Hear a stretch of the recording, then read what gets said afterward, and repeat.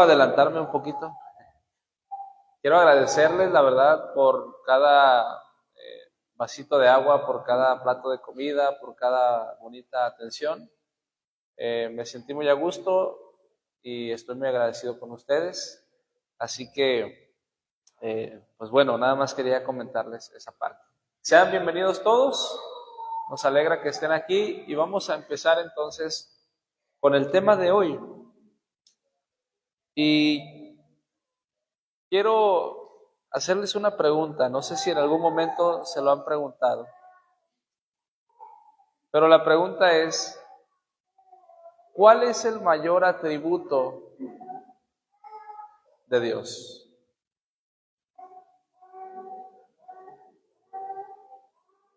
¿Cuál?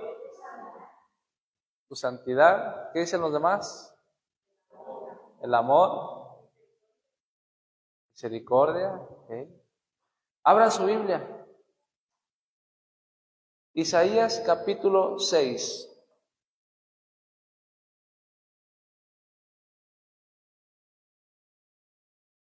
Isaías capítulo 6, del 1 al 3. O lean el 3 nada más. Isaías 6, 3.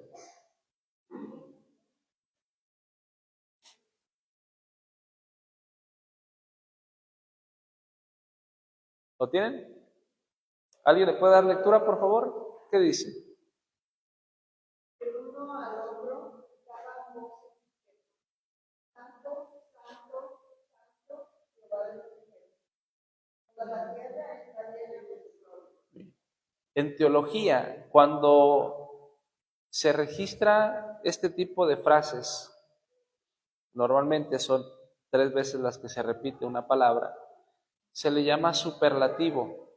¿Qué es un superlativo? Un superlativo destaca la cualidad en un grado máximo sin comparación. Díganme ustedes, ¿en dónde otro lado se encuentra una frase así, resaltando una característica de Dios? ¿Habrá un versículo que diga, Dios es amor, amor, amor? ¿Dios es misericordia, misericordia, misericordia? Solo con la santidad de Dios es que encontramos este tipo de conceptos. Por lo tanto, lo que Isaías quiere darnos a entender es que el atributo más grande o mayor que es de Dios es su santidad. Y por eso hay un texto en la Biblia que señala que sin santidad en el ser humano no podremos ver a quién. A Dios. Si yo no soy semejante en santidad a Dios, no puedo ver a Dios. Y la pregunta es, ¿por qué no podría ver a Dios?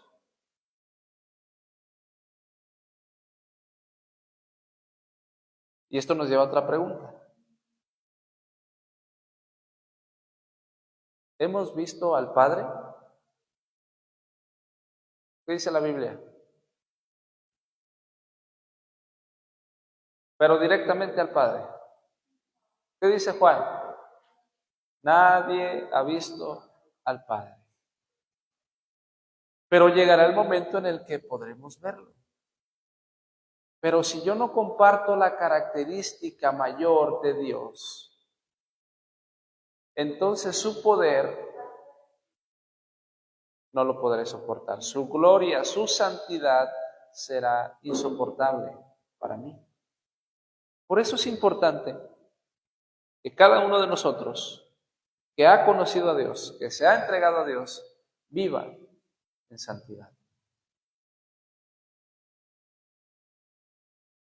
Por lo demás, hermanos, os rogamos y exhortamos en el Señor Jesús, que de la manera que aprendisteis de nosotros como os conviene, conduciros y agradar a Dios, así abundéis más y más.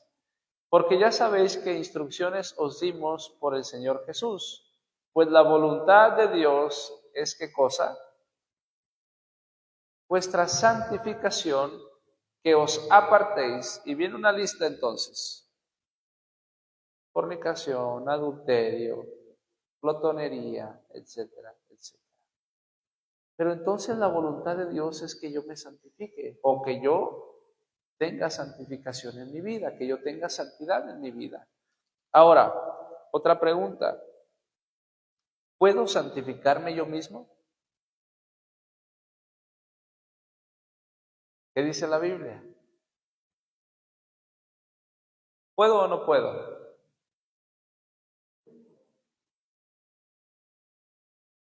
¿Qué significa santidad? ¿Qué significa? Entonces yo no puedo apartarme de lo malo. ¿O sí puedo?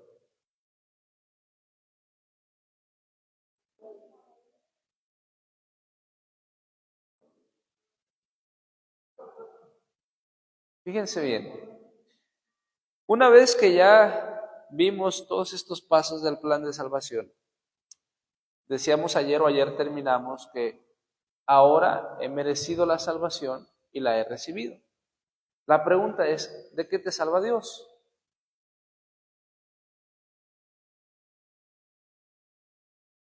De la consecuencia del pecado, que es la muerte eterna, y del poder del pecado.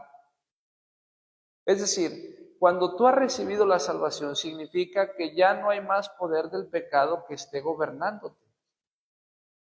Que ya la condenación del pecado, que era que merecieras la muerte, ya no más, porque ahora eres merecedor de la vida eterna. Dios te salva. Pero ¿cómo me salva Dios? Bueno, supongamos que esta mesa está contaminada de pecado y yo estoy ahí. No hay ninguna diferencia. Pero cuando yo creo, cuando conozco a Dios, cuando veo su ley y todos los pasos que hemos visto durante la semana, y entonces merezco la salvación, Dios toma mi vida, me saca de ese lugar de perdición y me coloca en un lugar apartado de lo malo para un propósito que tiene que ver con Él. Y Él me dice entonces, mantente aquí. Yo puedo regresar porque tengo libre albedrío, yo puedo regresar sin problema. Y lo decíamos ayer, cuando alguien ha sido apartado, ha sido salvo por Dios y ahora tiene un propósito distinto que es servirle a Dios, obedecer a Dios, andar en santidad, mantenerte en esa condición espiritual y regresa al pecado, es como un ¿qué? Es como un perro que regresa a su vómito. Y es una expresión muy grotesca, muy fea, porque Dios quiere hacernos entender que el pecado no es agradable y no trae cosas buenas. Pero entonces Dios me dice, quiero que te mantengas aquí. Tienes la libertad de regresar, pero también tienes la posibilidad y la facultad de santificarte, es decir, de mantenerte apartado para mí. Y hay textos en la Biblia donde dicen, santifícate, ¿o no? ¿En qué me debo santificar? La verdad, porque su palabra es la verdad. Claro que podemos santificarnos, es un deber y es nuestra responsabilidad ahora como cristianos mantenernos en esa santidad. Y entonces la siguiente pregunta, que discúlpenme no la alcancé a poner ahí, es ¿qué es la santificación? ¿Qué es la santidad? La acaban de decir. Apartarme del pecado, de lo malo. Muy bien. Claro, miren, es apartamiento, consagración o vivir en conformidad con ¿qué cosa? Entonces, Dios ya me apartó. Yo antes aquí hacía mi voluntad, me deleitaba en lo que quería, me equivocaba, erraba, fallaba, me lastimaba a otros, estaba perdido. Pero ahora, ¿cuál es la voluntad de Dios? Dios me dice, mantente en esta condición espiritual. Y entonces ahora yo soy capaz y deseo hacer la voluntad de Dios. Por lo tanto, sería fácil para mí mantenerme en santidad. Es un proceso progresivo que involucra, ¿qué cosa? Transformación moral, espiritual y mental. ¿De acuerdo? Por lo tanto, si yo no me mantengo en santidad, ¿va a haber transformación moral? No. ¿Va a haber transformación espiritual? No, pues si regresé al pecado, ¿cómo va a haber transformación espiritual si no me mantengo en el estatus y en la condición en donde Dios me puso? No puede haber transformación espiritual y mental tampoco. Porque cada vez que yo elijo no vivir en santidad, estoy rechazando la ayuda de Dios y regresando al pecado.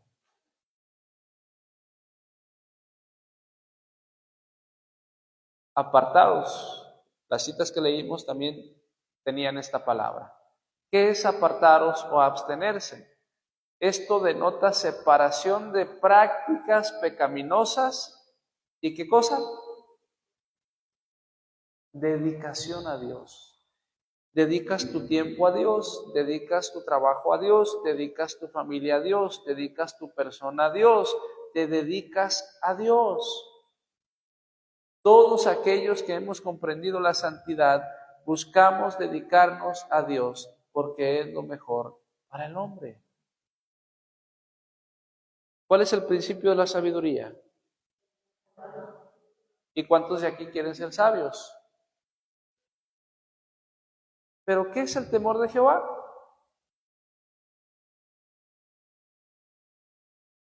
Proverbios capítulo 8, versículo 13 dice, el temor de Jehová es apartarse del mal camino, es aborrecer la boca perversa, el egoísmo, el orgullo. Y ustedes pueden continuar leyendo, porque todo el capítulo 8 habla de la sabiduría y personifica la sabiduría indicándonos o señalándonos que la sabiduría es Cristo. Así que si yo quiero empezar a ser sabio, lo que tengo que hacer es mantenerme en la condición en donde Dios me ha dejado. Esa se llama santidad. Bien, punto número 1, la santificación es voluntad de Dios. Tesalonicenses 4:3 dice, porque la voluntad de Dios es vuestra santificación. Ojo, no es una sugerencia, sino la expectativa divina para todo creyente. Y en 1 Corintios, capítulo 13, del 1 en adelante, vamos a encontrar la descripción del amor. Y hay algo interesante, porque un versículo señala que el amor todo lo espera. ¿Y en qué sentido el amor todo lo espera? ¿Espero que me sean infiel? No, obviamente no. ¿Espero que me traicionen, a que se burlen de mí porque amo y tengo que sufrir? No. Cuando analizamos esa parte de 1 Corintios capítulo 13, nos vamos a dar cuenta que está describiendo a Dios. Y el amor todo lo espera, quiere decir que Dios espera de nosotros que vivamos en santidad. Espera de nosotros que busquemos hacer su voluntad. Espera de nosotros que dejemos de practicar cosas que tengan que ver con el pecado. Espera de nosotros lo mejor. Y por eso Él dice, te acepto en esta condición porque yo espero de ti todo esto. Y de estar tirado en el piso, déjame levantarte y déjame ponerte en lo más alto porque eso espero de ti y eso quiero de ti. Pero depende de nosotros, porque Dios quiere y puede, pero depende de nosotros. La santidad implica apartarse del pecado y vivir en consagración. Miren lo que dice Ellen White, la santificación es el principio de toda ¿qué?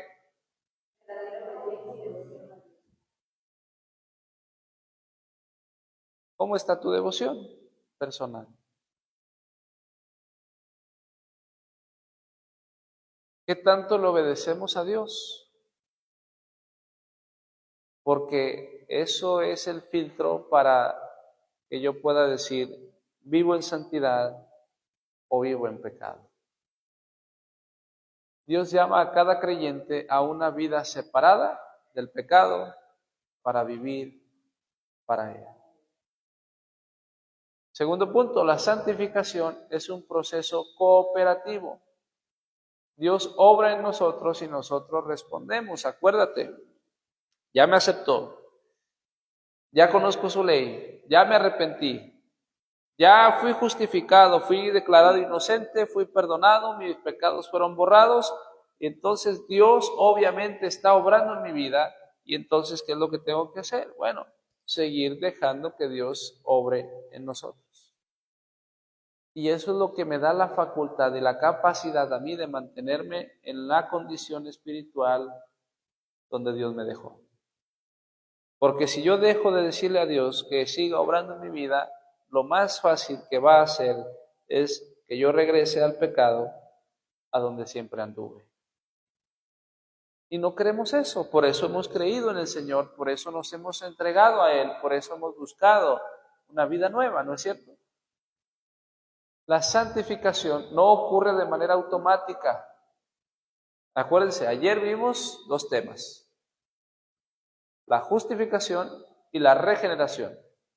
Ambas son un acto, pero la santificación no es un acto, es un proceso que una vez que tú naces de nuevo, ese proceso va a durar hasta que Cristo venga. Por lo tanto, mi diario andar, mi responsabilidad como cristiano es seguir en ese proceso. Dios ha comenzado la obra y un día la terminará. Y la terminará en algo que conocemos como glorificación. No vamos a ver el tema completo, pero se las voy a resumir. Y entonces Hebreos 12:14 dice: sin santidad nadie verá al Señor. ¿Quieren ver a Dios? ¿O no quieren? Digo, si no, pues terminamos el tema aquí, ¿verdad? No pasa nada. ¿Quieren ver a Dios? ¿Se están preparando?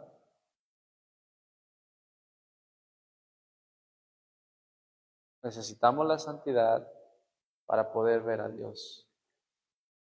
El lenguaje menciona, deseado todas las gentes, debemos cooperar con la gracia de Dios. Nuestra santificación es continua y progresiva, un día a la vez. Y no es lo mismo levantarte y decir: ay, no quiero leer, no quiero estudiar, no quiero orar porque ayer hice tal pecado y pues soy pecador y bueno, ya es tarde, aparte ya me tengo que ir a trabajar, y ni siquiera el buenos días le damos a Dios, ¿verdad? Y nos vamos y hacemos nuestra vida. Y considerándonos pecadores, inmundos, sucios, sin ningún cambio en nuestra vida. Y entonces, ¿qué diferencia va a haber? ¿Qué motivación va a haber? Pero no es lo mismo que yo me levante y me vea al espejo y diga: yo creo en realidad que Dios me ha santificado. Yo creo en realidad que tengo la oportunidad de vivir un día diferente a los que he vivido. Yo creo en realidad que hoy yo puedo hacer la voluntad de Dios, porque no estoy solo, porque quiero dejar que Dios obre en mi vida y vivir un día a la vez. Y créeme que tu día va a ser distinto, la forma en la que veas las cosas va a ser distintas, la manera en la que te conduzcas va a ser diferente. Todo depende de cómo te consideras ante Dios. ¿Consideras pecador? Vas a seguir pecando. ¿Te consideras santo? Vas a luchar por mantenerte en la santidad. La santificación requiere participación, ¿qué? Participación activa ¿de quién? ¿De Dios? Del creyente, bajo la guía del Espíritu Santo. Y tercero, la santificación, ¿qué cosa? Produce frutos visibles. ¿Me pueden decir alguno de ellos?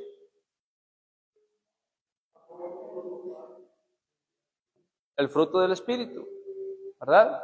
amor, gozo, paz, paciencia, benignidad, bondad, fe, mansedumbre. ¿Cuántos de ellos practicamos? Porque estamos aquí y creemos que somos santos, ¿no es cierto? Estamos aquí y creemos que Dios me ha justificado, que soy inocente ante Dios, que Él me ha perdonado, que hoy tengo la oportunidad de ser una nueva persona. Entonces, ¿cuántos de esos frutos hoy voy a poner en práctica? Entre ustedes mismos. Amor, integridad, servicio, obediencia son evidencias de un corazón que... Y si no doy evidencias, ¿cómo va a estar mi corazón? Vacío. Primera de Corintios 6:11 menciona, ¿habéis sido qué? Santificados en el nombre del Señor Jesús y por el Espíritu de nuestro Dios. Las obras santas no justifican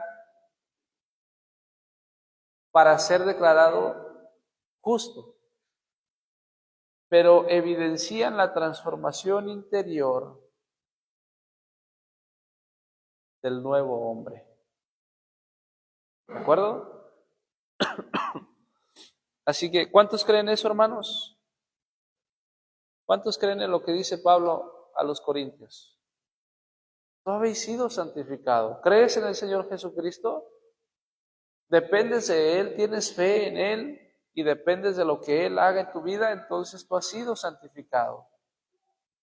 Tú eres santo en esta mañana. Mantente santo, mantente puro. Y al final, ¿por quién va a venir Cristo Jesús? ¿Por quiénes va a venir? Por sus hijos. ¿Y sus hijos viven en santidad o no? En lo que dice Ellen White, el carácter de Cristo debe formarse ¿en dónde? ¿En quién? En nosotros. ¿Qué tanto me parezco a Cristo? ¿Qué tanto contemplo a Cristo? Si yo no sé si a ustedes les pasa, pero llega un punto en que un matrimonio puede llegar a parecerse tanto, hasta físicamente. ¿Por qué? Porque te relacionas todos los días con esa persona. Tienen hábitos parecidos porque viven juntos, tienen costumbres iguales, etc. Si yo no contemplo a Cristo Jesús, no voy a poder desarrollar su carácter.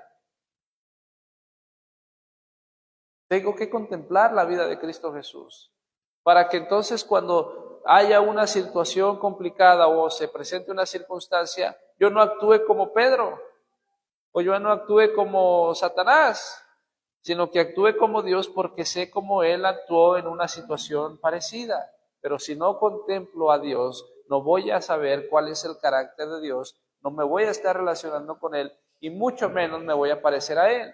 Tengo que estar relacionado con Dios. El carácter de Cristo debe formarse en nosotros. La santificación es ¿qué cosa? El resultado visible de la gracia de Dios en acción. Y aquí yo quiero decirles algo interesante. No jueguen con la gracia de Dios, porque no es cualquier cosa. ¿Y cómo es jugar con la gracia de Dios, pastor? Dios me aceptó en esta condición horrible, manchada, sucia, apestosa, y me puso en una condición totalmente diferente. Ay, Señor, pero como no he creído en ti y no quiero depender de ti, porque me gusta la vida en la que he estado, quiero una vida nueva, pero a mi manera, quiero una vida nueva a mi forma, de acuerdo a mis términos. Así que, bueno, te agradezco, ¿verdad? Te amo y todo lo que ustedes me quieran decir, pero yo aquí estoy bien. Y aquí en el pecado, aquí yo te sigo amando, Señor. Aquí en el pecado, Señor, yo te sirvo. Señor, aquí yo hago tu voluntad. Señor, aquí yo recibo tu perdón y tu pureza. Aquí estoy bien, ahí lo recibo todo. Y jugamos con la gracia de Dios. Y llegará un momento en el que yo diga, creo que ya es hora. Y entonces Dios me va a decir, perdón, pero ya la gracia se ha terminado. estuviste tan concentrado en lo que a ti te gustó, en una vida bajo tus términos, que ni siquiera te diste cuenta que la gracia se había terminado. Hoy todavía tenemos gracias por la misericordia de Dios. No la tires en saco roto. No juegues con la gracia de Dios. Aprovéchala. La santificación transforma tanto la mente como las acciones del creyente. La santificación es la vida en armonía con la voluntad de Dios, el fruto de la regeneración y la justificación por la fe. Es un proceso diario de obediencia y crecimiento espiritual guiado por el Espíritu Santo. Sin santificación, fíjense qué dice ahí. ¿Qué pasa con lo demás?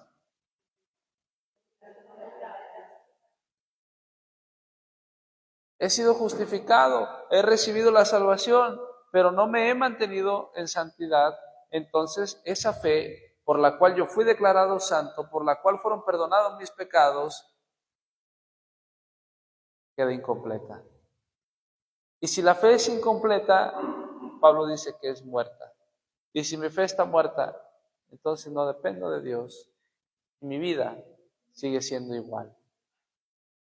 Con santificación la vida refleja ¿a quién? A Cristo. Y como hijo de Dios es mi responsabilidad reflejar a mi Padre. Así lo hizo Cristo Jesús. Bueno, y Él dijo, ejemplo os he dado. Y el ejemplo es en todo. Y si Él vino en carácter a representar a su Padre, así también nosotros debemos representar a Dios porque somos hijos de Dios. Debemos ser una luz a las naciones. Debemos llevar esperanza a los perdidos. Debemos ser un testimonio vivo que alguien diga, realmente se puede vivir en santidad, porque lo he visto en mi vecino. Realmente puedo ser una persona nueva, porque lo he visto en aquel que llega al templo.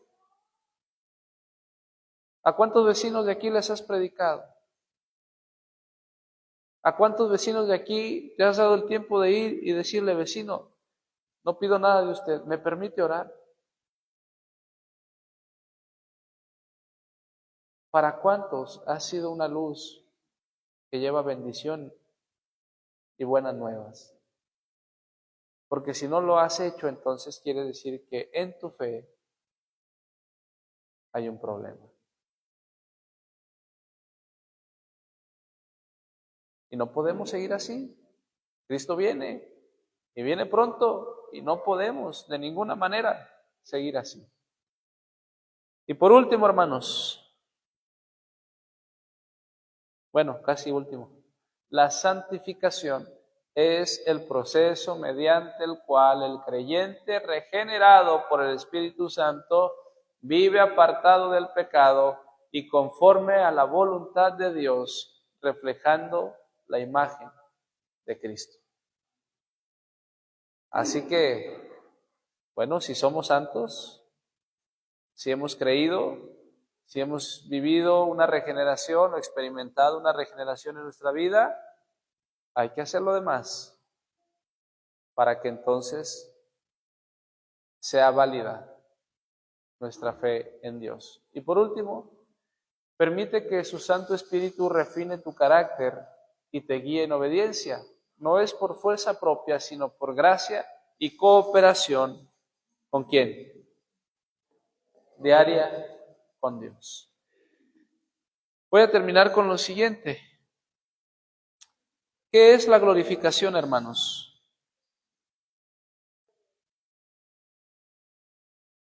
Hay un texto en la Biblia donde Pablo señala que seremos transformados en un abrir y cerrar de ojos. Pero miren qué dice, busquen en su Biblia, Romanos 8:30.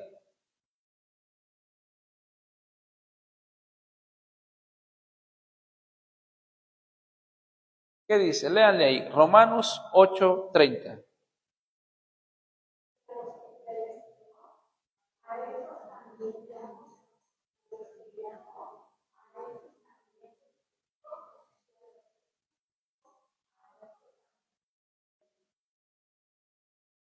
¿Ustedes creen en la predestinación?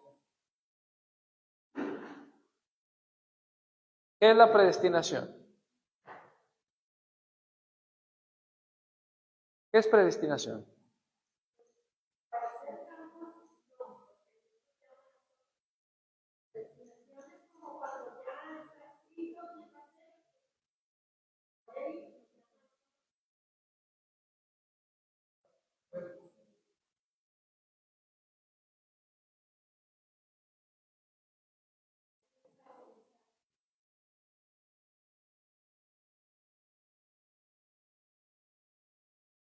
Muy bien, gracias. Sí, Dios nos ha llamado a la salvación, pero no nos ha predestinado a ser salvos. Pero entonces, ¿a qué fuimos predestinados?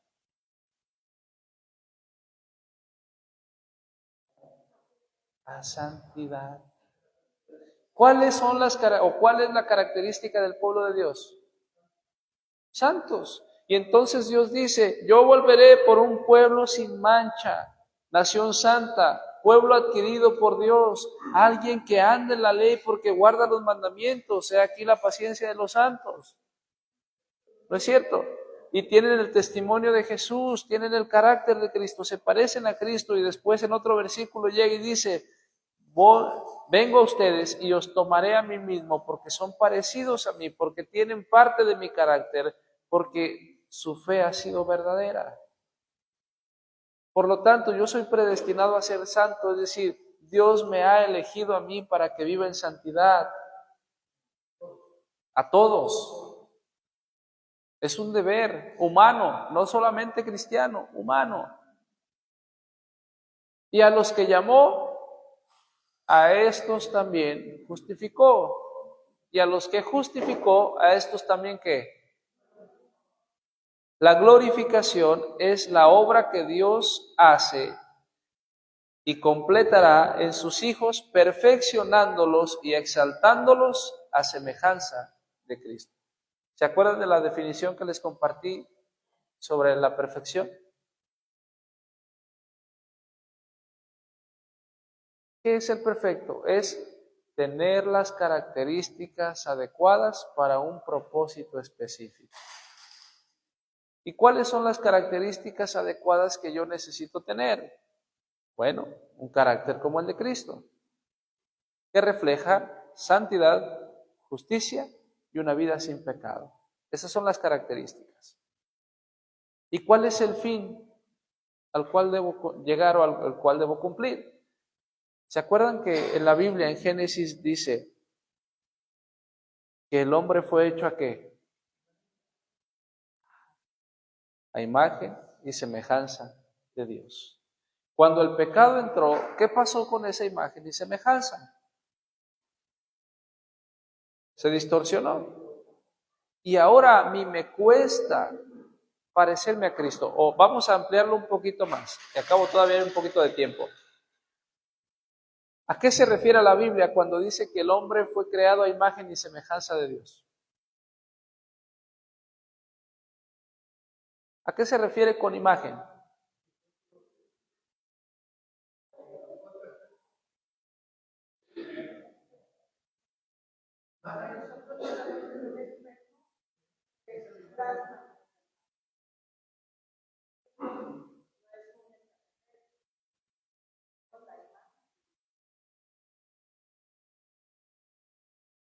Ok, ok. Pero si en ese entonces Dios no tenía forma humana, ¿o sí? Forma humana,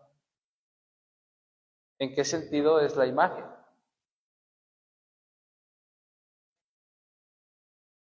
De acuerdo a mi carácter, porque no está hablando de una forma, de acuerdo, cada quien de acuerdo a su carácter da una imagen.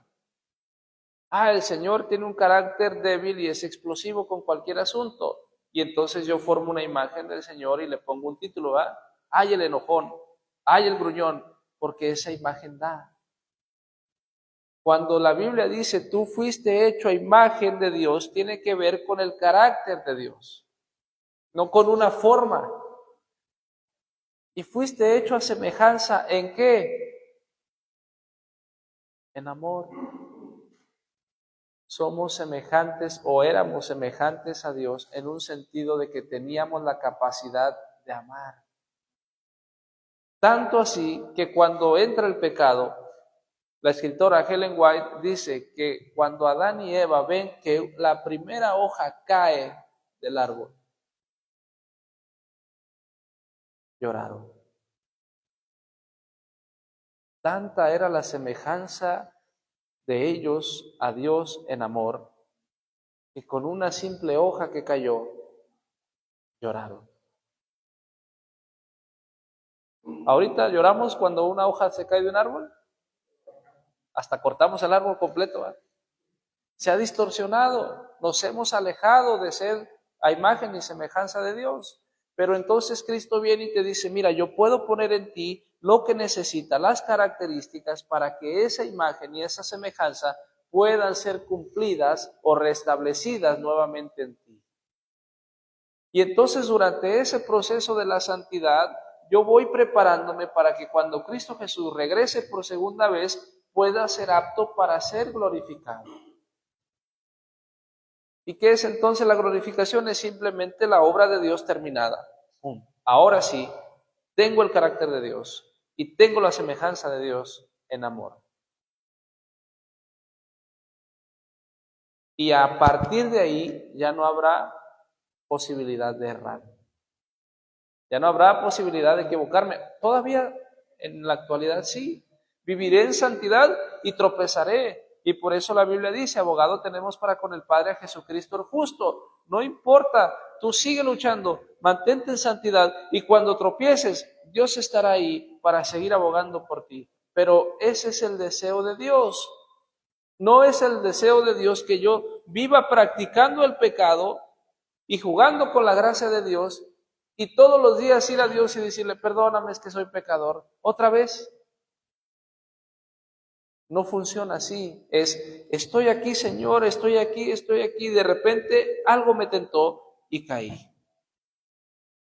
Pero no es mi diario vivir. Fue un error. Dijeran por ahí, allá a las 500.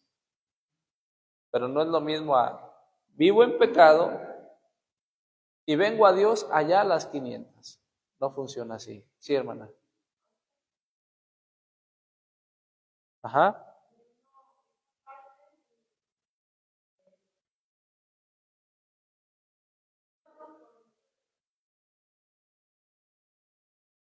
Así es. Así es. Y entonces Pablo también señala, aquello corruptible será que será vestido de, ya no seremos corruptibles. Por más tentación que llegue, ya no. Por más pecado que se nos ofrezca, ya no. No hay forma de que yo sea corrupto. Olvídalo. No hay forma en que me compres, ya no. Se ha terminado. Y entonces termino con la siguiente pregunta.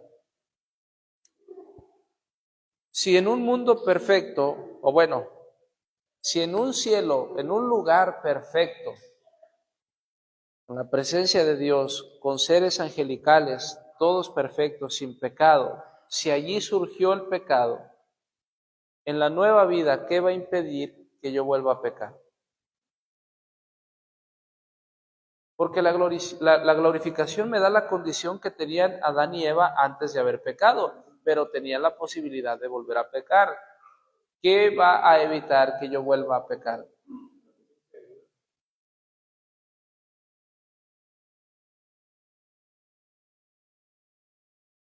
¿Se acuerdan que les dije que nadie ha visto al Padre? ¿Y qué pasaría si por primera vez el Padre deja su gloria La gloria, entiéndase, el resplandor de ese foco. ¿Sí?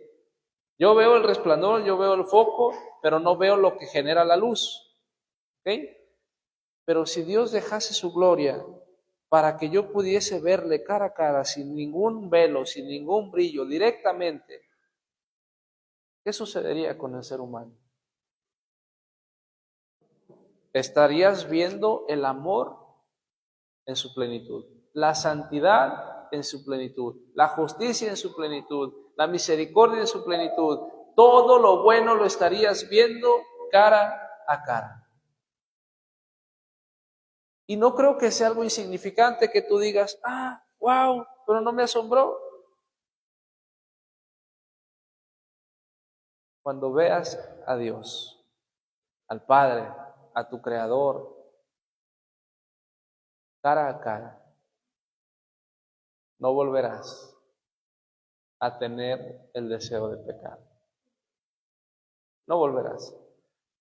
Lucifer se rebeló porque no lo vio.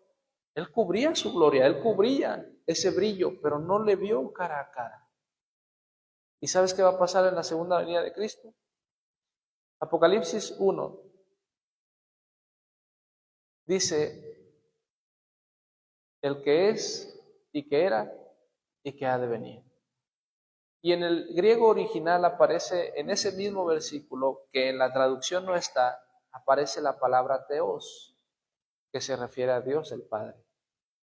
Y cuando leemos ese versículo en el original dice, Dios el que es y que era y que ha de ¿qué? De venir.